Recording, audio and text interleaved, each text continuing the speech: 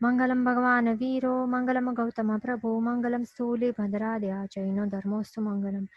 Okay, तो આપણે જૈનોલોજી 1 જોઈ રહ્યા છીએ। એમાં આપણે શ્રી 20 સ્થાનકના જે એક એક પદો છે, જે સ્થાનકો છે, તે દરેક વિષય આપણે જોઈ રહ્યા હતા। લાસ્ટ ટાઈમ આપણે 11 પદ કરી દીધા હતા। પછી આગળ આવે છે બ્રહ્મચર્ય પદ, 12મું પદ। તો બ્રહ્મ એટલે શું? આત્મા। અને ચર્ય એટલે કે ચરવું અથવા તો રમવું કે રમણતા કરવી કે વિચરવું।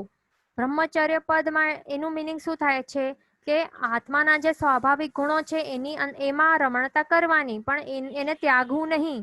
આત્માના સ્વાભાવિક ગુણોને ત્યાગ કરીને પછી બહારના જે પણ પૂતગલો છે તો એ પૂતગલોના ગુણોમાં રમણતા નહીં કરવી, તો તેનું જ નામ છે બ્રહ્મચર્ય।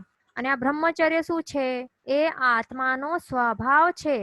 આત્માનો આ એક નેચરલ સ્ટેટ છે। અને અબ્રહ્મ શું છે?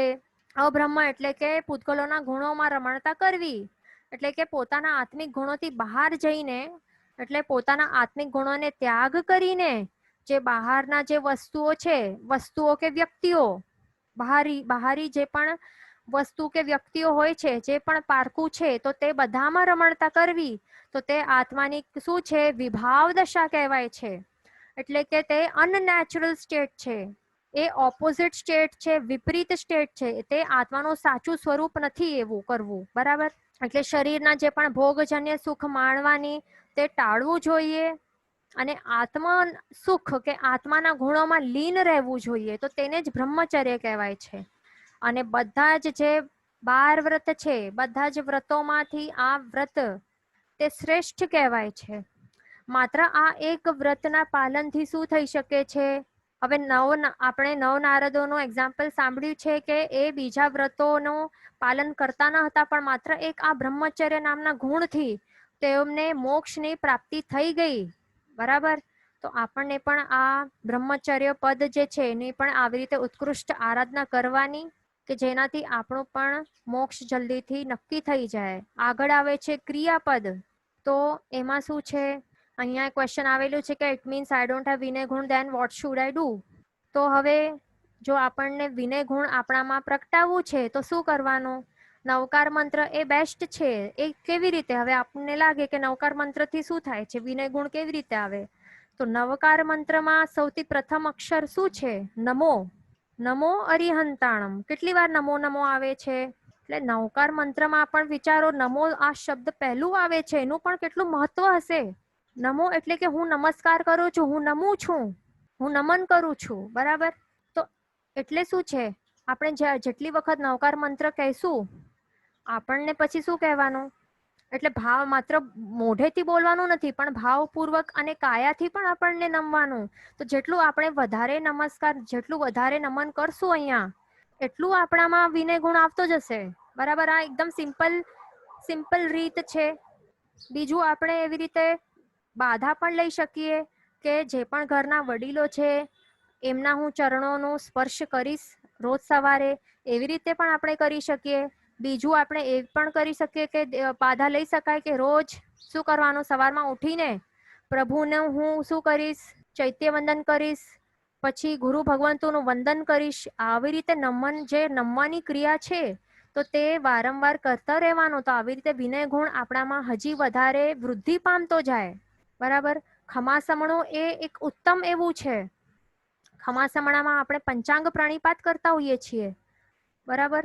તો જ્ઞાનના 5 ખમાસમણા આપવા, એ બધું કરવાનું। તો એનાથી આપણામાં વિનય ગુણ તે વૃદ્ધિ પામતો જાય। અને બીજું, નમતા ટાઈમ એક ખાસ ધ્યાન રાખવાનું કે નમતા આપણે જ્યારે પણ નવકાર મંત્ર બોલીએ અથવા તો ભગવાન સામે કે ગુરુ સામે કે ઘરના વડીલો સામે જ્યારે પણ આપણે નમતા હોઈએ ને, આપણો કાયાથી આપણે નમેલી હોય બોડી, બરાબર? અને મોઢાથી બોલીએ પણ કંઈક આવું નમો કરીને કંઈ બોલીએ, પણ ભાવ કેવા હોવા જોઈએ એ વખતે, એ પણ ઇમ્પોર્ટન્ટ રોલ પ્લે કરે છે। ભાવ કેવા હોવા જોઈએ? ભાવ પણ નમ્રતાવાળા હોવા જોઈએ। એવું ન ચાલવું જોઈએ કે હા મને આ તો કરવું પડે છે, અને હું તો, અથવા તો એવા ભાવ કે હું તો આ સ્ટેટસ ધરાવું છું, મારી આટલી નામના છે, એટલે અહંકાર વાળા ભાવો ચાલતા ન હોવા જોઈએ મનમાં। સેવક બુદ્ધિ વાળા ભાવ ચાલતા હોવા જોઈએ। કેવા ભાવ? સેવક બુદ્ધિ, એ કમ્પલસરી છે, ઇમ્પોર્ટન્ટ છે, બરાબર. ભાવ પણ ઇમ્પોર્ટન્ટ છે. આપણે કાયાથી માત્ર કરીએ પણ ભાવ બીજા અહંકાર વાળા ચાલતા હોય તો પછી કઈ ફાયદો નથી. અહીંયા બીજું ક્વેશ્ચન છે, when we do jaap our mind run and go all other things we can't concentrate in jaap or નવકાર માળા. તો શું સો વોટ ટુ ડુ? તો જો સિમ્પલ છે, આપણને શું કરવાનું છે, આપણો આત્મા જો નિમિત્તવાસી છે, બરાબર. એ બધાનો આત્મા એવું જ છે, નિમિત્તવાસી છે. તો નિમિત્ત મળે. મેઇન હવે રીઝન શું છે કે કોન્સન્ટ્રેશન શા માટે નથી થતું જાપમાં, નવકારવાળીમાં? કારણ કે આપણી આંખ તે અહીંયા ત્યાં ફર્યા કરે છે, અથવા તો મન ફર્યા કરે છે. આ બે જ મેઇન છે, બરાબર ને. એક આંખ અને બીજું છે મન. તો આ બંનેને કંટ્રોલમાં રાખવું અતિ આવશ્યક છે. તો હવે આંખનું આપણે વિચારીએ, આંખને કેવી રીતે કંટ્રોલમાં રાખવી?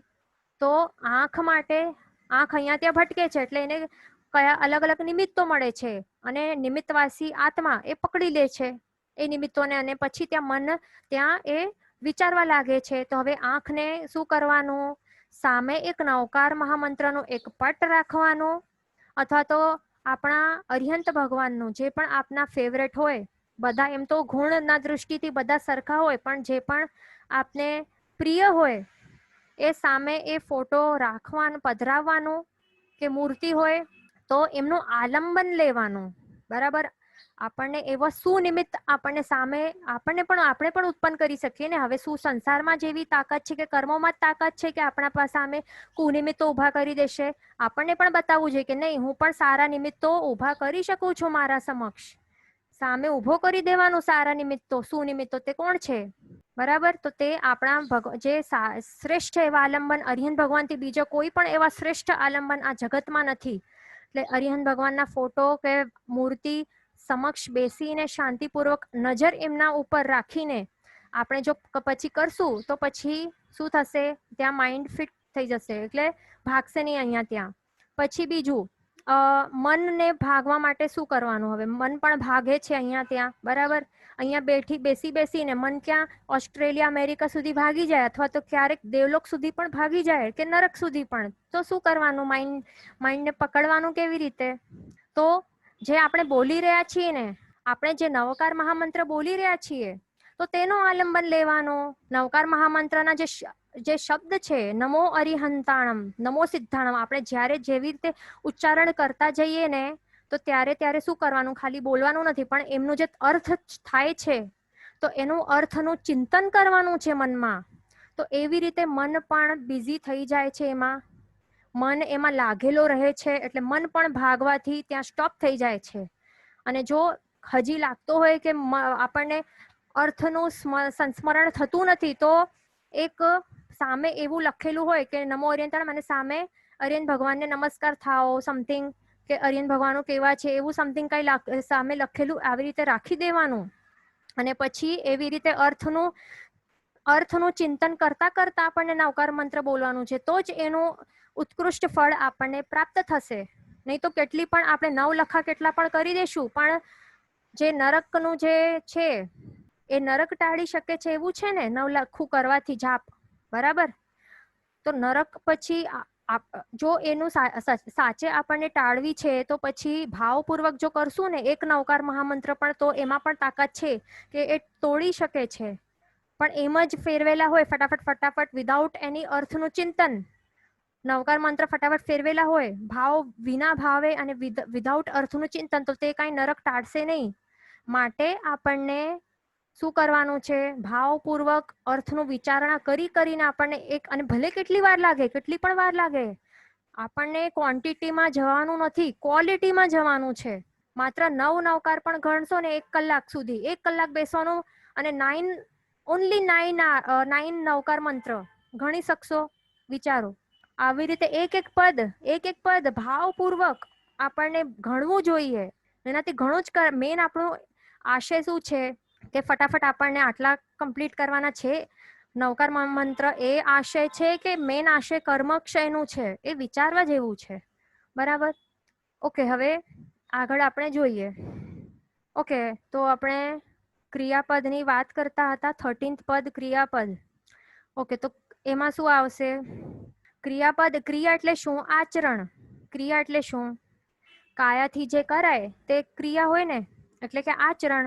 તો આપણા પાસે માત્ર જ્ઞાન રહેલું હોય તો જ્ઞાન આપણે ઘણું બધું આપણે જ્ઞાન પ્રાપ્ત કરી દીધું, પણ જ્ઞાનનું પરિણમન થયું એટલે ત્યારે જ કહેવાય કે જ્યારે તે આચરણમાં લાવાય, તે જ્યારે એ આચરણમાં પરિણમિત થાય તો ત્યારે જ કહેવાય કે જ્ઞાનનું સાચું ફળ પ્રાપ્ત થયું.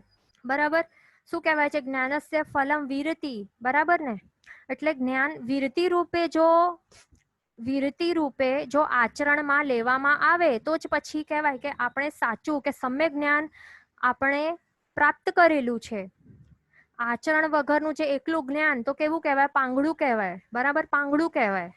એટલે આચરણ પણ સાથે હોવું જોઈએ, ક્રિયા પણ સાથે હોવી જોઈએ. શુદ્ધ ક્રિયા સાથેનું જ્ઞાન તો તે બંને સાથે સાથે ચાલે, સાથે સાથે એવા ઉત્કૃષ્ટ એવા ભાવ હોય તો પછી શું થાય છે? તો પછી આપણને એનું ઉત્કૃષ્ટ ફળ, એ મોક્ષ ફળ જલ્દીથી શીઘ્રતાથી પ્રાપ્ત થાય છે. બરાબર. અને જો વિશુદ્ધ ક્રિયા આપણે પાળશું, પંચાચારની જે વિશુદ્ધ ક્રિયા જે હોય છે, તો એ જો આપણે પાલન કરશું તો પછી એના દ્વારા આપણને સમકિતની પણ પ્રાપ્તિ સહેલાઈથી આપણે થઈ શકશે. બરાબર. એટલે જ્ઞાન, દર્શન અને ક્રિયા, આપણે જે ચારિત્ર કહીએ છીએ તો તે જ ક્રિયા, જ્ઞાન, દર્શન, ચારિત્ર ત્રણે મળીને જ આપણને મોક્ષ અપાવે છે. આગળ છે તપપદ. એટલે અહીંયા આપણને ધ્યાનમાં રાખવાનું છે કે ક્રિયાપદ જે છે 13th પદ, તો એ પણ કાંઈ સાધારણ એવું નથી. આપણને લાગે કે માત્ર ક્રિયા ક્રિયા ક્રિયા, એનાથી શું થવાનું છે? પણ આપણને આની ઉપેક્ષા બિલકુલ નથી કરવાની. જો ઉત્કૃષ્ટ એવું આપણે ક્રિયાનું પાલન કરશું તો એ પણ જીન નામ કર્મનું ઉપાર્જન કરાવી શકે છે. ક્રિયા જો શુદ્ધ, એટલે ક્રિયા શું બને છે? એક એવું ઉત્કૃષ્ટ એવું આલંબન બને છે. ક્રિયા શું છે? ક્રિયા એક આલંબન રૂપ બને છે, ઉત્કૃષ્ટ ભાવનું પ્રગટ ભાવધારામાં ચઢવા માટે એક આલંબન બને છે. માટે આપણને એની ઉપેક્ષા કરવી ન જોઈએ. બરાબર. અને એનો વિરોધ પણ કરવું ન જોઈએ. આગળ આવે છે તપપદ. તપ એ આત્માનો ગુણ છે. તપ શું છે? તપ આપણે લાગે કે આપણે જે તપ કરી રહ્યા છીએ, સમજો કે આપણે આપણે કોઈ પણ વિસ્થાનક તપ કે વર્ષી તપ કરીએ તો માત્ર આપણને લાગે કે હા એને તપ કહેવાય, પણ તપ એ રિયલમાં શું છે? એક આત્માનો ગુણ છે, આત્માનો સ્વભાવ છે. બરાબર. અને એ સ્વાભાવિક ગુણની વૃદ્ધિ કરવા માટે આપણે આ ક્રિયા રૂપે આપણે આ તપ કરી રહ્યા છીએ. બરાબર. એટલે આપણને આ ડિફરન્સ સમજવું અતિ આવશ્યક છે. જે તપરૂપી જે ક્રિયા કરીએ છીએ ને, તો તે આત્માનું જે તપરૂપી જે ગુણ છે તો તેને પ્રગટ કરવા માટે આપણે આ ક્રિયારૂપી તપ કરતા હોઈએ છીએ. એટલે એ સમજવું જરૂરી છે. કારણ કે સિદ્ધ ભગવાનના આત્મા એક એવા હોય છે, એ કંઈ ખાતા હોય છે, આહાર લેતા હોય છે, તેઓ કેવા હોય છે? અનાહારી હોય છે ને.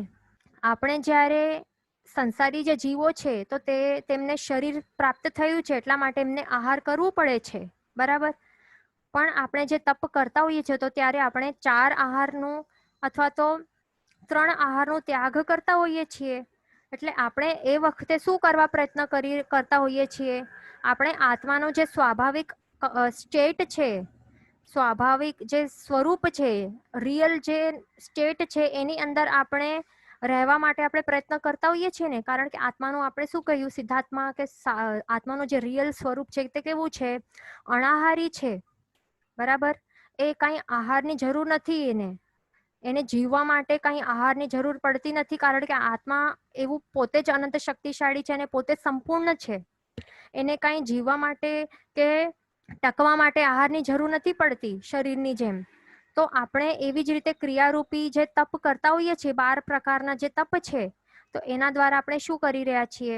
જે બાહ્ય તપ છે, સ્પેશિયલી જે 6 બાહ્ય તપ છે, એના દ્વારા આપણે સ્પેશિયલી શું કરતા હોઈએ છીએ? આત્માનું જે ઓરિજિનલ સ્ટેટ છે તો એની અંદર આપણે રહેવા માટે આપણે પ્રયત્ન કરતા હોઈએ છીએ, એને આહાર નહીં આપવાથી શરીરને. બરાબર ને. અને આપણે ક્યારે પણ નોટિસ કર્યું હશે કે જ્યારે પણ આપણો ઉપવાસ હોય તો ત્યારે આપણને કેટલી સુખની અનુભૂતિ થતી હોય છે. પણ જ્યારે આપણે નેક્સ્ટ ડે જ્યારે પારણું હોય, અથવા તો સમજો કે બહુ મોટી તપસ્યાનું પારણું હોય, અને પછી આપણે જો પારણું બરાબર નહીં કરીએ, ગડબડ કરીએ અને ત્યાં આહારમાં આસક્તિ આવી જાય, પછી શું થાય? કેટલી વેદના થાય છે પેટમાં. એટલે ક્યારે પણ શું આપણને તપ ઉપર દોષ નહીં આપવું જોઈએ કે તપના કારણે પછી તપના કારણે કોઈનું કંઈક થઈ ગયું, એવી રીતે ન હોય. પણ પારણામાં જ્યારે ગડબડ થતી હોય ને, પારણામાં શું થાય છે, આપણને જે આહાર છે તો આહાર ઉપર આપણને કંટ્રોલ રાખવું જોઈએ, આસક્તિ કરવી ન જોઈએ.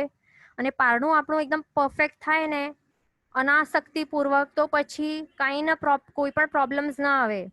અને સમજો કે આપણી લાપરવાહી અથવા તો જે સગા સંબંધીઓ છે એની જો લાપરવાહીના કારણે પછી કેટલાક અઠાઈ કરીને પણ પારણું બરાબર નહીં કરે અને પછી મૃત્યુ થઈ જાય, તો પછી દોષ શેના ઉપર મૂકે બધા? કે હા, અઠાઈના કારણે એનું આવું થઈ ગયું. તો એ તપના કારણે કોઈ મર્યો નથી, કોઈ મૃત્યુ પામ્યો નથી, પણ પારણું એટલે આહારમાં ગડબડ કરવાના કારણે, આહાર એટલે તપના કારણે કે કોઈનું પણ મૃત્યુ થતો નથી, પણ પારણામાં એટલે કે આહારમાં ગડબડ કરવાના કારણે મૃત્યુ થાય છે. બરાબર? એટલે ક્યારે પણ તપ ઉપર દોષ આપવો ન જોઈએ. ઘણા ચીકણા કર્મોનો બંધ થાય છે.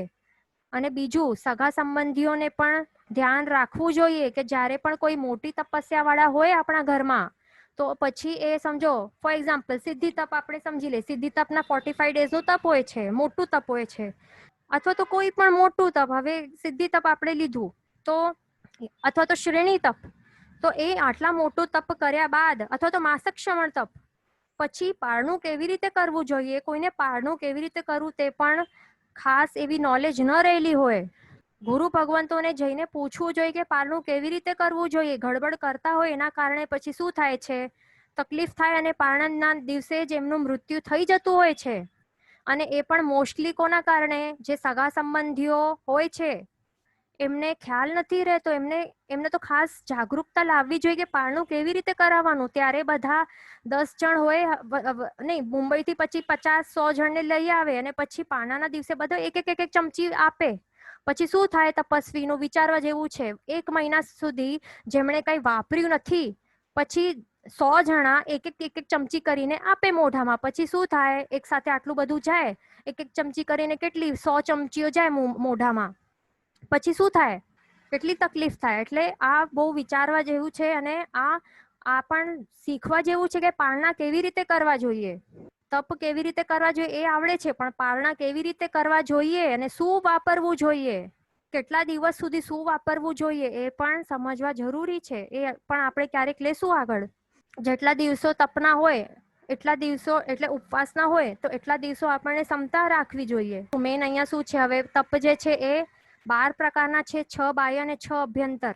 બરાબર? એનાથી શું થાય છે, આ તપમાં એવું એક તાકાત છે તપ પદમાં કે જેની ઉત્કૃષ્ટ એવું આરાધના કરવાથી શું થાય છે, વિપુલ પ્રમાણમાં કર્મોની નિર્જરા થાય છે.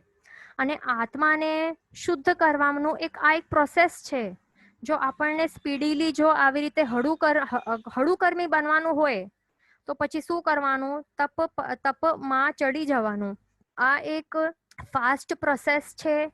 કર્મો આટલા બધા આપણે અનાદિકાળથી આટલા આવરણો ભેગા કરી દીધા છે આત્મા ઉપર. જો આપણને એકદમ સ્પીડીલી આપણને કર્મોની નિર્જરા કરવી હોય તો પછી શું કરવાનું? તપ કરવાનું. બરાબર? અને તપ માત્ર એમ નથી કે ઉપવાસ જ એ તપ છે, પણ તપ 12 પ્રકારે કરાય છે. બરાબર? તો એવી રીતે કરવાનું. અને સાથે ભાવ પણ શુદ્ધ પ્રકારના હોવા જોઈએ. એમાં સાંસારિક સુખ ની આપણામાં અપેક્ષા કે ઈચ્છા કે આકાંક્ષા કે ફળમાં એવું પ્રકારનું માંગવું ન જોઈએ. નહીં તો પછી શું થશે? બધું જ આખો વેસ્ટ થઈ જશે. આખી મહેનત જે પણ તપ કરેલી હશે, જે ઉત્કૃષ્ટ એવું મોક્ષ ફળ અપાવનારું બનવાનું હતું, તો જો આપણે સાંસારિક ફળ માંગી દઈએ તો પછી શું થાય? બધું જ નષ્ટ થઈ જાય અને આગળ દુર્ગતિની પરંપરા સર્જાઈ જાય છે. માટે ખાસ એ ધ્યાનમાં રાખવાનું કે ક્યારે પણ એમ નહીં કહેવાનું કે હું 1 આંબિલ કે 3 આંબિલ કરીશ, મારું આ કામ થઈ જાય, આ નડતરો હટી જાય, કે મને આ પૈસાની પ્રાપ્તિ થાય, ડીલ થઈ જાય. આવા બધી માંગણી નહીં કરાય. માત્ર કર્મ નિર્જરાની માંગણી કરાય, મોક્ષ પદની માંગણી કરાય. પછી આગળ આવે છે દાન પદ, અઘોયમ પદ. 15મું છે ઘોયમ પદ. તો એને ઘોયમ પદ હમણાં છે, પણ એ દાન પદ છે. બરાબર? એટલે બંને છે, બંને કહી શકાય છે, દાન પદ અથવા તો ગોયમ પદ. એમ શાશ્વત પદે તરીકે દાન પદની વ્યવસ્થા રહેલી છે. દાન એ શું છે? એક ગુણ છે. અભયદાન વગેરે એ દાનો, એ પણ એ પ્રકારના જે દાન છે તે બધા શ્રેષ્ઠ છે, બરાબર. અને અહીંયા ગોયમ છે તો તે મહાવીર સ્વામીના પ્રથમ ગણધર, તે ગૌતમ સ્વામી ભગવાન જે હતા, તો તેઓ અનંત લબ્ધિઓના ભંડાર હતા. ખીરમાં એમણે શું કર્યું? માત્ર એક અંગૂઠો રાખી 1500 તાપસોને પારણું કરાવ્યું. પોતાની જે લબ્ધિ હતી એના કારણે 1500 તાપસોને એ પારણું કરાવી શક્યા. અને પછી પોતે કેવલ જ્ઞાનની પ્રાપ્તિ પણ એમને થઈ. અને એવું એમનામાં એવું હતું, એવા પ્રકારનું પ્રભાવ હતું કે જે પણ એમના શિષ્યોએ, કે જે પણ ગૌતમ સ્વામી ભગવાનના સ્વહસ્તે જે પણ દીક્ષા જે ગ્રહણ કરતા હોય તો તે બધા જ કેવલ જ્ઞાનની પ્રાપ્તિ કરતા હતા. તો એવા પ્રકારના હતા આપણા ગૌતમ સ્વામી, બરાબર. અને અંતે એમણે પણ કેવલ જ્ઞાન પ્રગટ થઈ ગયું એમને પણ. તો આ પદની ઉપાસના કરવાથી આપણને પણ શું થાય છે? તીર્થંકર પદની પ્રાપ્તિ થઈ શકે છે. પછી આગળ છે જીન પદ. જીન પદ એટલે શું? તો જીન એટલે શું છે? જીન એટલે કે જે પણ 5 ઇન્દ્રિય છે, મન છે, એ બધા જ વિષયોને જીત્યા છે જેમણે. જે રાગ દ્વેષાદી કષાયો છે તો એમને જીત્યા છે, તેઓને જીન કહેવાય છે. જે વિતરાગી છે તે બધાને જ જીન કહેવાય છે. તો અહીંયા માત્ર અરિહંત ભગવંત નહીં આવે, પણ જે બીજા જે કેવલ જ્ઞાની ભગવંત છે તે બધા જ અહીંયા જીન પદમાં આવે છે, બરાબર. કારણ કે કેવલ જ્ઞાની ભગવંતોએ પણ આવી રીતે જ કર્યું છે ને, એ પણ વિતરાગી બની ગયા છે કેવલ જ્ઞાન પ્રગટ થયા બાદ. એટલે જે પણ કેવલ જ્ઞાની ભગવંતો હોય તે પણ જીન કહેવાય છે. અરિહંત ભગવાનને જીનેશ્વર કહેવાય છે, બધા કેવલી ભગવંતોને જીન કહેવાય છે. આગળ આવે છે સંયમ પદ. તો સંયમ પદમાં શું આવશે? સંયમ એટલે મેન શું? સંયમ એટલે કે કંટ્રોલ, બરાબર. સિમ્પલ વર્ડ્સમાં સંયમ એટલે કે કંટ્રોલ, કે કાબુમાં રાખવું. તો કોને? 5 ઇન્દ્રિય અને મન. 5 ઇન્દ્રિય અને મનને કાબુમાં રાખવું, તો તેનું જ નામ છે સંયમ. એને ક્યાં પણ કુનિમિત્તોથી આપણને અટકાવીને રાખવાનું, એનું જ નામ છે સંયમ, બરાબર. વિષય સેવનમાં એમને પડવા ન આપીએ તો એનું જ નામ છે સંયમ. હિંસા, મૃષાવાદ, ચોરી, જૂઠ, જે પણ અબ્રહ્મ જે પણ પાપો છે એ બધાનું ત્યાગ કરવું. 18 પાપસ્થાનકોનું ત્યાગ કરવું. અને જે પણ સંજ્ઞાઓ છે, જે પણ આત્મા ઉપર રહેલા જે પણ કુસંસ્કારો છે, એ બધી સંજ્ઞાઓ, તો એ બધાનું ત્યાગ કરવું, તો તેનું જ નામ છે સંયમ, બરાબર. તો આ પદની પણ ઉપાસના આરાધના કરવાથી શું થાય છે? જે સંયમી જે જીવન સ્વીકારે છે તો તે અવશ્ય મુક્તિ પદને પ્રાપ્ત કરે છે. એટલે આપણે સંયમી જીવન તે આપણને ગ્રહણ કરવાનું, સ્વીકારવું જોઈએ. પછી આગળ આવે છે અભિનવ જ્ઞાન પદ. અભિનવ જ્ઞાન પદમાં શું આવે છે? કે રોજ નવું નવું જ્ઞાન ભણવાનું, રોજ નવું નવું જ્ઞાનનું પઠન કરવાનું. ગાથા હોય, શ્લોકો હોય તો તેનું પઠન કરવાનું, તેનું ચિંતન મનન કરવાનું, કે લખવાનું અથવા તો લખાવવાનું, કે ભણવું. તો તે આવે છે અભિનવ જ્ઞાન પદમાં. તો આટલા અભિનવ જ્ઞાન પદ કરવાથી પણ શું થાય છે? એની ઉત્કૃષ્ટ પ્રકારે આરાધના કરવાથી પણ શું થઈ શકે છે? તીર્થંકર નામ કર્મનું બંધ થઈ શકે છે. પછી આગળ આવે છે શ્રુત પદ. તો શ્રુત પદમાં શું આવે છે? આપણે 5 જ્ઞાન આપણને ખબર છે, જ્ઞાનના 5 પ્રકારો છે. તો એમાં શ્રુત પદ, એ શ્રુત જ્ઞાન એ કયું છે? બીજું છે, બરાબર. તો શ્રુત જ્ઞાન શું છે? હવે જે પણ જીનવાણી જે પણ લખાય છે તો તે બધું શ્રુત શાસ્ત્ર જ્ઞાન બની જાય છે, બરાબર. અને આ શ્રુત શાસ્ત્ર જ્ઞાન જે પણ આપણે સાંભળીએ અથવા તો એ ભણીએ તો તેને શ્રુત જ્ઞાન કહેવાય છે. અને એના માધ્યમથી જ કોઈ પણ શું થઈ શકે છે? પોતાના કર્મનું નિર્જરા કરીને કેવલ જ્ઞાન પ્રગટાવી શકે છે, અનંત જ્ઞાનને પ્રગટાવી શકે છે. તો આવી તાકાત હોય છે આ શ્રુત જ્ઞાનમાં, બરાબર. એટલે ઇનડાયરેક્ટલી એ શું છે? જીનવાણી જ છે. તો આ શ્રુત પદ એ પણ એ આરાધવા એક ઉત્કૃષ્ટ આલંબન બની શકે છે જીન નામ કર્મનું બંધ કરવા માટે. આગળ આવે છે તીર્થપદ. તીર્થપદ એટલે શું? જે તીર્થ એટલે શું? તીર્થનું સામાન્ય ડેફિનેશન છે કે જે તારે તેને તીર્થ કહેવાય. એટલે જે ફ્લોટ કરે, એટલે ડૂબવા નહીં આપે, બરાબર. જે પણ ફ્લોટ કરાવે તો તેને તીર્થ કહેવાય. તો નદીમાં આપણે કંઈક મૂકીએ, કંઈક લાકડાનું પીસ મૂકી દઈએ તો પછી એને પાણી જે છે એને ડૂબવા નહીં આપે પણ ફ્લોટ કરાવે છે. એટલા માટે નદીને તીર્થ પણ કહી શકાય છે. પણ અહીંયા તીર્થનું મિનિંગ શું થશે? હવે જે ભવસાગરથી, જે ભવ સમુદ્રમાં ડૂબવા નહીં આપે પણ બચાવી દે, અને જે આપણે ભવસાગરથી તારે તો તેને તીર્થ કહેવાય. તો એવા તીર્થ કોણ છે? તો એવા બે પ્રકારના તીર્થ છે. એક તો છે જંગમ તીર્થ અને બીજું છે સ્થાવર તીર્થ. જંગમ તીર્થમાં કોણ આવશે? સાધુ સાધ્વી શ્રાવક શ્રાવિકા રૂપ જે ચતુર્વિધ સંઘ છે, તો એને શું કહેવાય છે? ચતુર્વિધ સંઘ. અને જે તીર્થના જે સંસ્થાપક છે તો તે તીર્થંકર ભગવાન છે, એટલે કે જે ધર્મ તીર્થ છે, જે ચતુર્વિધ સંઘરૂપી જે ધર્મ તીર્થ છે તો તેને પણ અહીંયા જંગમ તીર્થ કહી શકાય છે.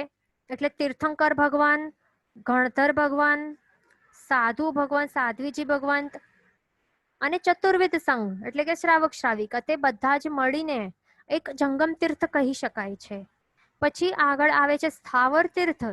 તો એમાં શું આવશે? સ્થાવર તીર્થ એટલે જે પ્રભુની જે પંચકલ્યાણક ભૂમિઓ હોય છે, તો તે બધા પંચકલ્યાણક ભૂમિઓમાં એમનો સમાવેશ, પંચકલ્યાણક ભૂમિઓ આ સ્થાવર તીર્થમાં એમનો સમાવેશ થાય છે. અથવા તો જે પણ એમ નોર્મલી કહેતા હોય છે 100 વર્ષ જેમણે પર્યાય આટલું કાપ્યું હોય, 100 વર્ષનું પર્યાય કોણે જે પણ જિનાલયો છે તો એમને પણ તીર્થ કહી શકાય છે.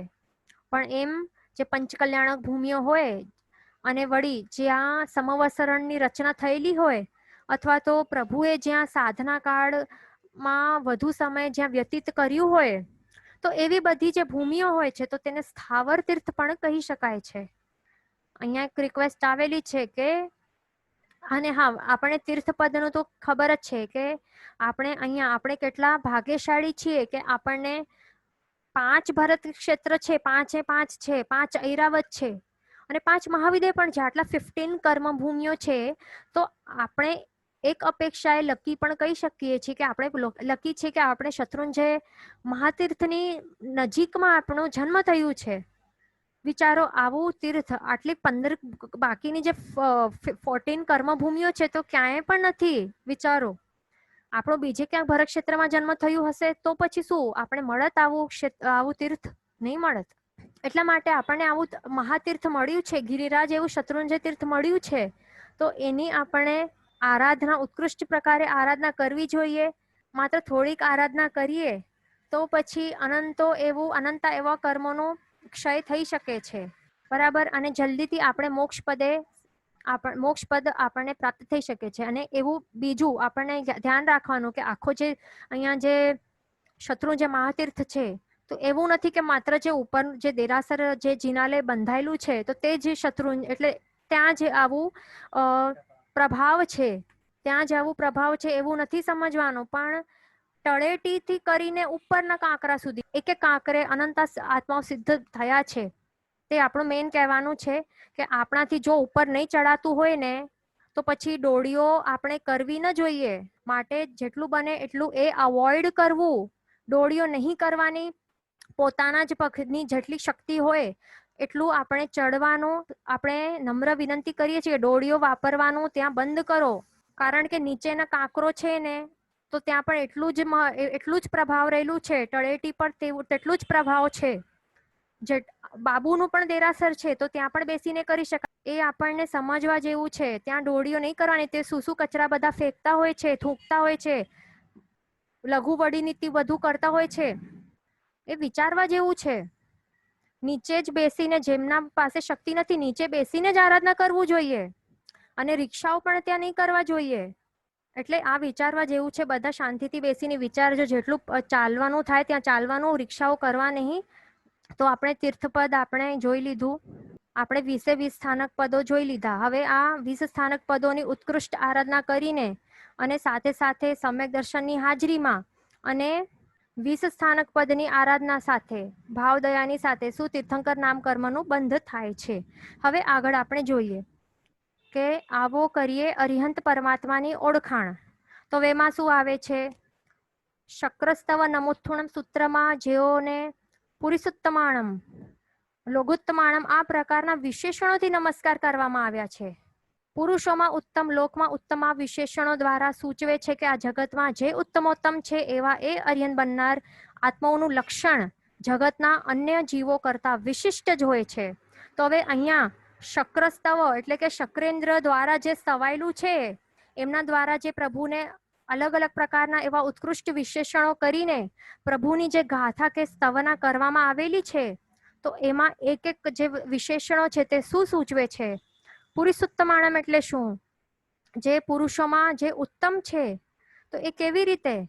પરોપકાર આદિ જે ગુણો છે એનાથી તેઓ ઉત્તમ છે. તો આપણે એક ક્લાસમાં આપણે જોયું હતું કે પરોપકાર આદિ કયા ગુણો છે.